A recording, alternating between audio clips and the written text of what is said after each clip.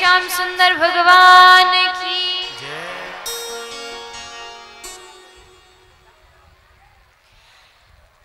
तो अब गोपियां तो पूरी तरह कृष्ण में हो चुकी थी। भगवान ने ब्रजवासियों को आनंद देने के लिए अनेकों लीलाएं की। भगवान ने ब्रज के महत्व को बढ़ाने के लिए ब्रज की रज, ब्रज की माटी खाई। और जब मैया को दिखाने की बारी आई तो मुख में प्रभु ने पूरा ब्रह्मांड दिखाया। उसके पश्चात भगवान ने अपने आंगन में लगे हुए दो वृक्ष यमला और अर्जुन, जो पिछले जन्म में कुबेर के पुत्र थे, एक बार जब कन्हैया को क्रोध आया तो कन्हैया ने पूरी अपनी मैया की जितनी माखन की मटका मटकी थे सब फोड़ दे। तो मैया को बड़ा गुस्सा आया कि कन्हैया बड़ा बिगड़ गया, बड़ा शैतान हो गया, सुनता नहीं है, मानता नहीं है, आज इसको मजा चखाऊंगी। मैया ने कन्हैया को पकड़ा, एक रस्सी लाई, उखल लाई और उखल से कन्हैया को रस्सी से मैया ने बांध दिया। बांध कर के मैया अंदर घर के कार्य में लग गई। पीछे से कन्हैया ने अपने उखल को लुढ़काया और घसीटते घसीटते घसीटते कन्हैया उस उखल को यमला अर्जुन के बीच में लेकर के आए और उखल को उसके बीच में उलझा करके भगवान ने एक जोर से झटका लगाया। जैसे झटका लगाया दोनों वृक्ष नीचे जमीन पर आ गए और उन्हीं से दो दिव्य पुरुष प्रकट हुए जिन्होंने भगवान की दिव्य स्तुति की। प्रभु ने उन दोनों का उद्धार किया। अब कन्हैया अपने आंगन से बाहर निकल के ब्रज की गलियों में घूमने लगे। अब तक अपनी मैया के आंगन में रहते थे, आंगन में लीला करते थे, अब कन्हैया ब्रज की गलियों में घूम रहे। गोपियां बड़ी प्रसन्न होती, घर का काम काज छोड़ के गोपियां खिड़कियों से झांकती, झरोकों से झांकती, छतों पर खड़ी हो जाती। कन्हैया निकलते छम छम छम छम अपनी पायल की आवाज करते। पूरी ब्रज की गलियां आनंदित हो जाती।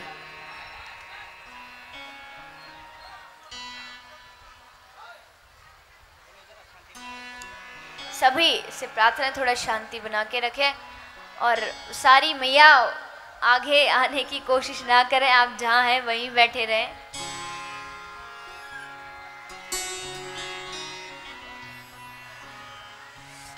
तो भगवान ब्रज की गलियों में घूमते हुए चलते हैं,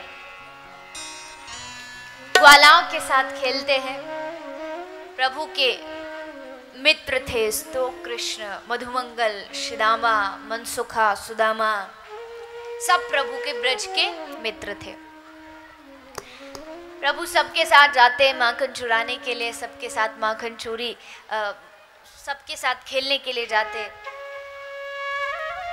तो एक दिन कन्हैया के मन में विचार आया कि देखो भैयाओ, तुम जितने भी ग्वाल बाल मेरे संग के मेरे यार हो, मेरे दोस्त हो, तुम सब बड़े दुबले पतले से हो। अरे भैया, एक बढ़िया सेना के लिए उसके सैनिक भी तो थोड़े दमदार चाहिए, ताकतवर चाहिए। तुम जैसे सैनिक मेरी सेना में रहेंगे तो मेरी भी बेइज्जती होगी। कुछ खाया पिया करो, कुछ माखन वाखन, थोड़ी अपनी ताकत बनाओ। वाला बोले क्या बताएं कन्हैया, माखन निकलता हमारे घर में है, खाते उसको मथुरा वाले हैं। हमारी मैयाएं, हमारी गोपियां सब जाके माखन मथुरा में बेच देती है, महाराज कंस को कर दे देती है। हमें तो भैया खाने को कुछ भी नहीं मिलता।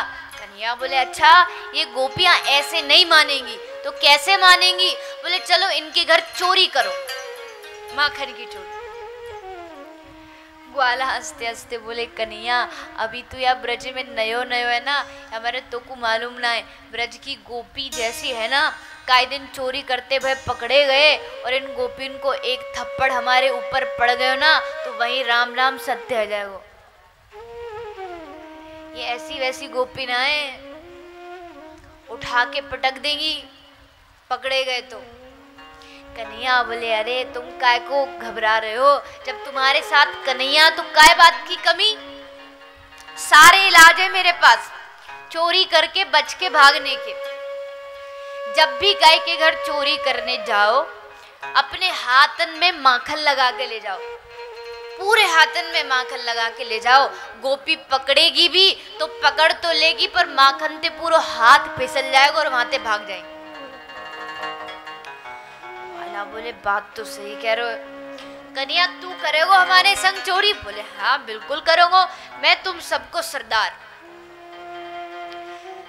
अब चोरी कन्हैया की शुरू हुई।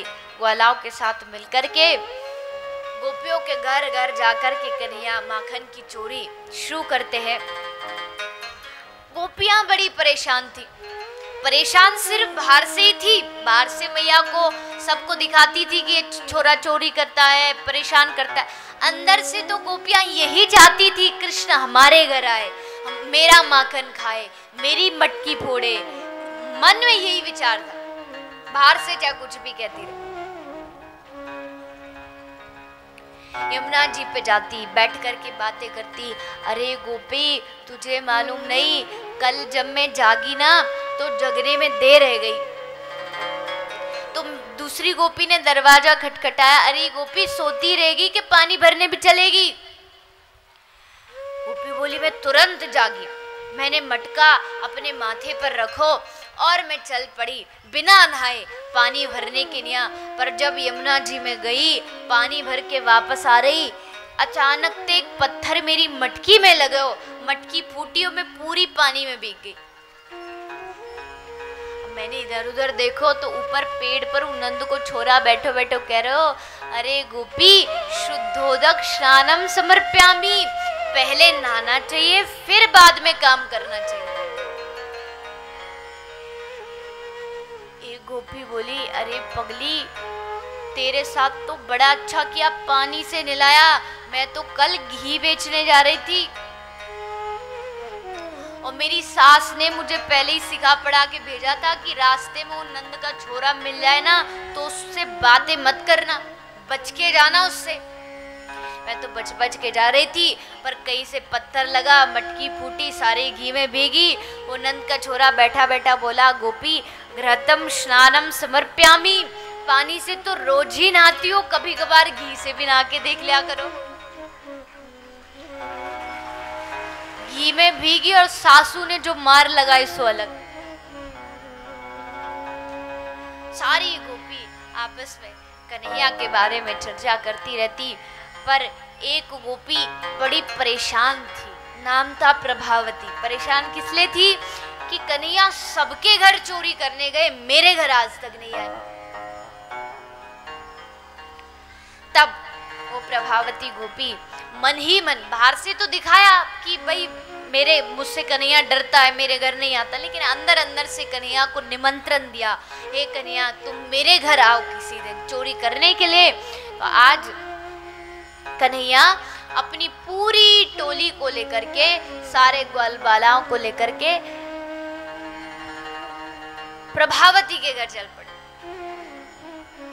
प्रभावती के घर जा रहे हैं। प्रभावती ने बड़ी घर के बड़ी ऊंचे स्थान पर मटकियां लटका करके, ताकि कन्हैया का हाथ ना पहुंचे मटकी तक। लेकिन कन्हैया के पास भी सारा सिस्टम था, ऐसा वैसा नहीं था, अकेले नहीं आए, ग्वालाओं को लेके आए। और ग्वाला भी सिर्फ बालक नहीं थे, 40-40, 50-50 साल के बुढ़े भी थे, सबको लेकर के आए। पहले नीचे 40-40 साल के खड़े हो गए, फिर ऊपर 30 के, फिर 20 के, फिर 10 के, और उनके ऊपर कन्हैया। माखन लिया, थोड़ा खाया, नीचे वाले को दिया, नीचे वाले ने उससे नीचे वाले को दिया, उससे नीचे वाले ने उससे नीचे वाले को दिया। सारे ग्वाला मिलकर के माखन की चोरी कर रहे हैं। आइए सभी भाव और श्रद्धा से किस प्रकार भगवान गोपी के घर जाके माखन की चोरी करते हैं, दर्शन करते हुए, श्रवण करते हुए। कोई भी माता बहन कृपया करके खड़े न हो, अपने स्थान पर ही बैठ के आप सब दर्शन करें। बोलिए माखन चोर भगवान की जय।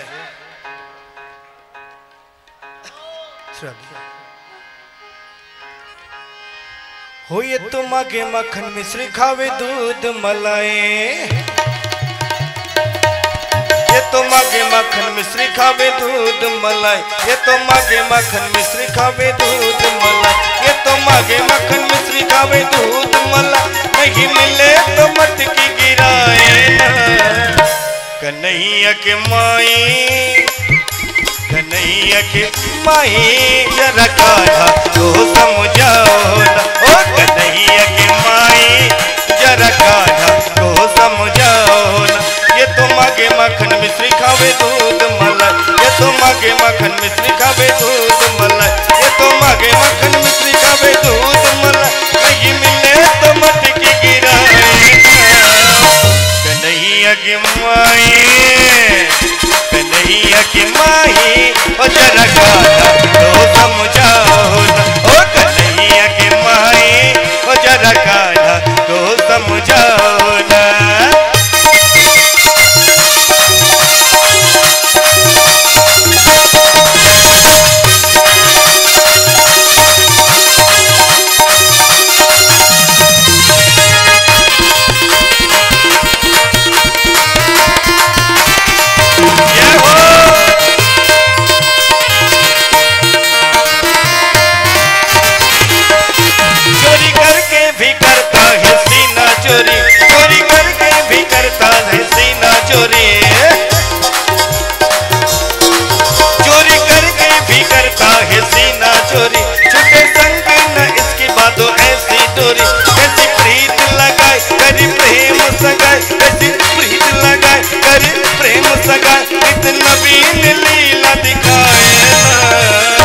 कन्हैया की माई, कन्हैया की माई हो जरा काढ़ा तो समझाओ ना, ओ कन्हैया की माई हो जरा काढ़ा तो समझाओ ना। ये तो मागे मक्खन मिश्री खावे दूध मलाई, ये तो मागे मक्खन मिश्री खावे दूध मलाई, ये तो मागे मक्खन मिश्री खावे दूध मलाई।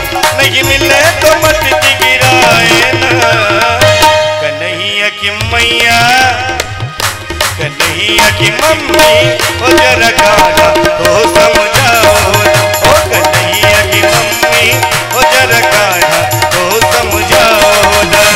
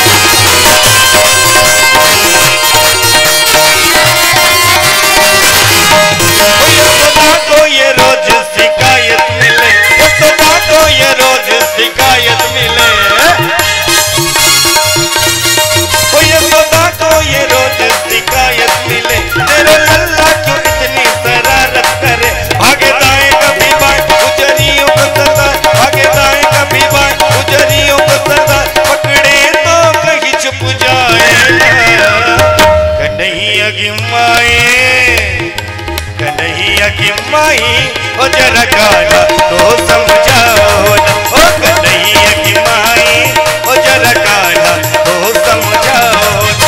ये तो मागे मक्खन मिश्री खावे दूध मलाई, ये तो मागे मक्खन मिश्री खावे दूध मलाई, ये तो मागे मक्खन मिश्री खावे दूध मलाई।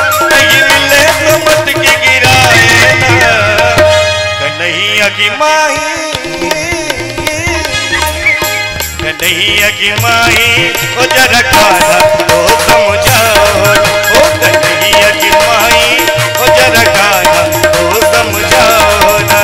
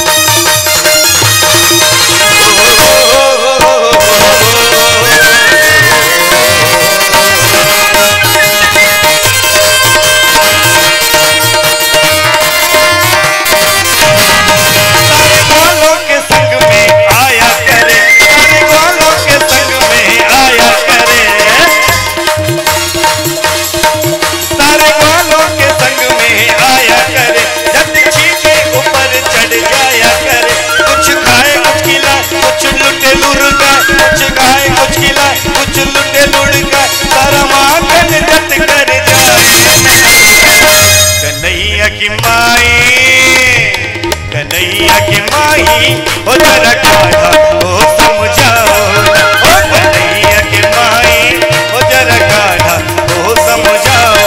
ओ ये तो मांगे मक्खन मिश्री खावे दूध मलाई, ये तो मांगे मक्खन मिश्री खावे दूध मलाई, ये तो मांगे मक्खन मिश्री खावे दूध मलाई, नहीं मिले तो मटकी गिराए ना।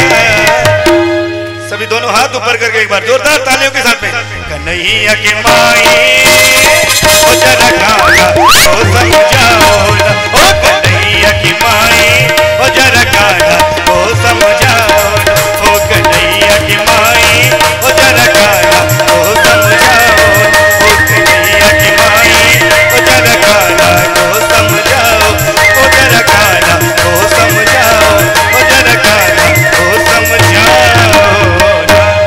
बोल माखन चोर कन्हैया लाल की।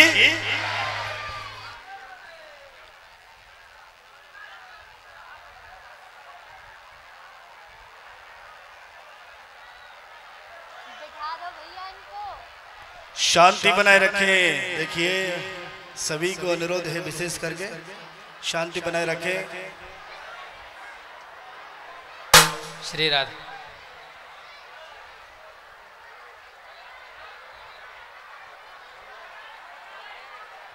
श्री राधे। बोलिए वृंदावन बिहारी लाल की जय, राधा रानी की जय। बहुत ही सुंदर अवसर जो कि आप सभी भगवत प्रेमी ये पूज्य देवी जी के सानिध्य में सुंदर सुंदर भगवत प्रेम रसामृत का भक्ति ज्ञान गंगा का पान कर रहे हैं। और इसी प्रांगण के अंदर आप सभी भगवत प्रेमियों ने बहुत ही भगवान के दिव्य माखन चोरी का बहुत ही सुंदर शब्दों में वर्णन किया है और दर्शन किया है। इसी के साथ 1011 रुपये अनीशा देवी ग्राम कलभाई से एक गोदान हॉस्पिटल के लिए दान करते हैं। इनसे निवेदन पूज्य देवी जी से आशीर्वाद ग्रहण करने के लिए शीघ्रता से मंच पर आएं।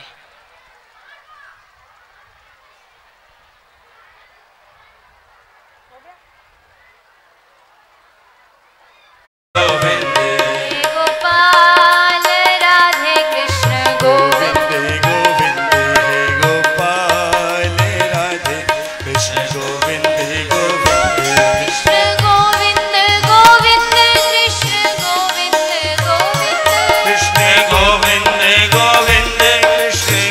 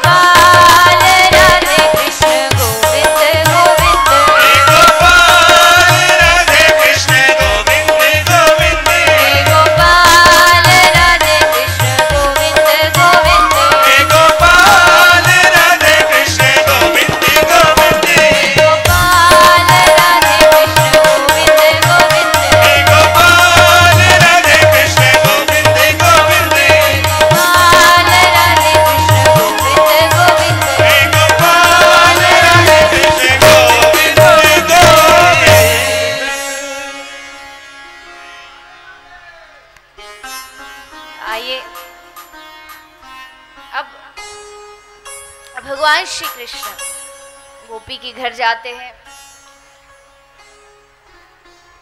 माखन चुराने के लिए गए, सभी खड़े हुए थे।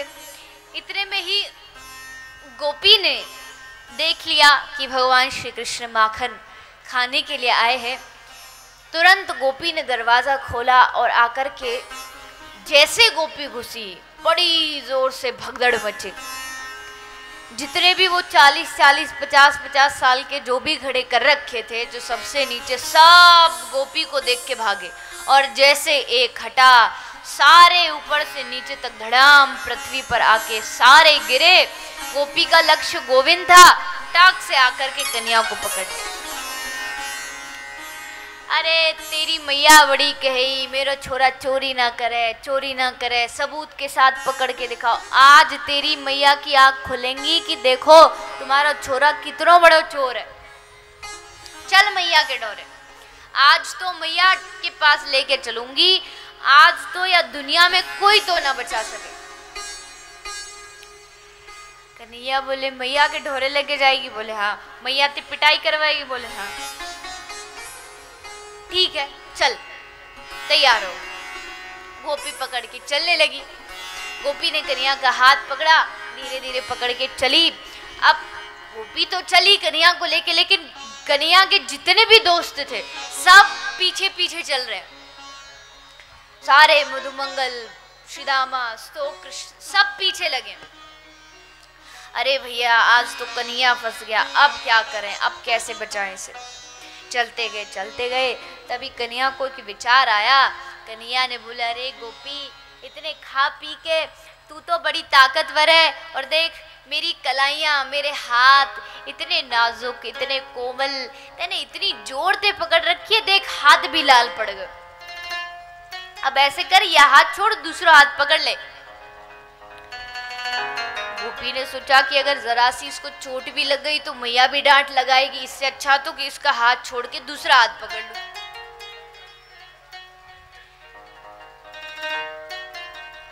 जैसे गोपी ने हाथ छोड़ा कन्हैया का, पीछे जो ग्वाला चल रहे थे, कन्हैया ने हाथ से इशारा करके उनमें से उसी गोपी के देवर को बुला लिया।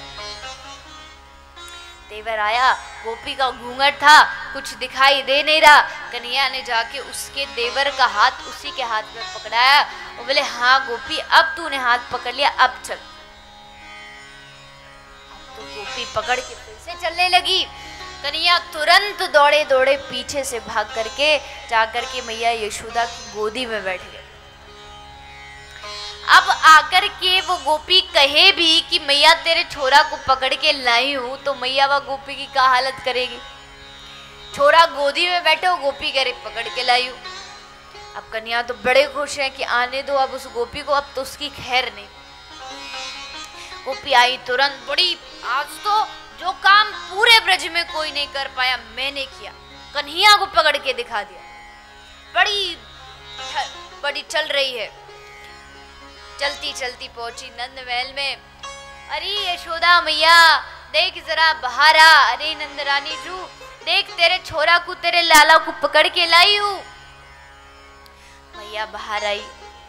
अरे गोपी मेरे छोरा को पकड़ के लाई है? बोले हाँ तेरे छोरा को पकड़ के लाई हूँ। बोले मेरे छोरा को जरा आगे तो कर। गोपी ने घूंघट उठाया, हाथ आगे किया, और जैसे हाथ आगे किया देखा अपने देवर को तो खड़ी की खड़ी रह गई। अरे पगले तू कहाँ से आया? बोला भाभी जी आप तो घर से मुझको पकड़ के लाई थी, लगता रात को आपकी ना नींद पूरी नहीं हुई, इसलिए आपको दिन में भी अब सपने में कन्हैया देखने लगा। अब तो गोपी बस, मैया ने उसको बड़ी सुनाई, मेरे छोरा के ऊपर तुम सारी गोपी पीछे पड़ी हो, मेरे छोरा को ब्याह ना होने दोगी, चोर चोर कह के बदनाम कर रखो मेरे छोरा, इतनो सूदो सो छोरा पीछे खड़े होकर यशोदा मैया की तरफ आकर के गोपी वो अंगूठा दिखाए। बोले अरे गोपी आज पकड़ने की कोशिश की तो आज तो देवर का ही हाथ पकड़ा है, फिर से कोशिश करेगी तो तेरे खसम का हाथ पकड़ा दूंगा। फिर ढूंढती रही हो। बेचारी गोपी लज्जा के मारे वहां से चली गई। इसी प्रकार भगवान सारी ब्रज की गोपियों को, ग्वालाओं को आनंद दे रहे हैं। सारे ब्रज के लोग कृष्ण रंग में रंग चुके थे।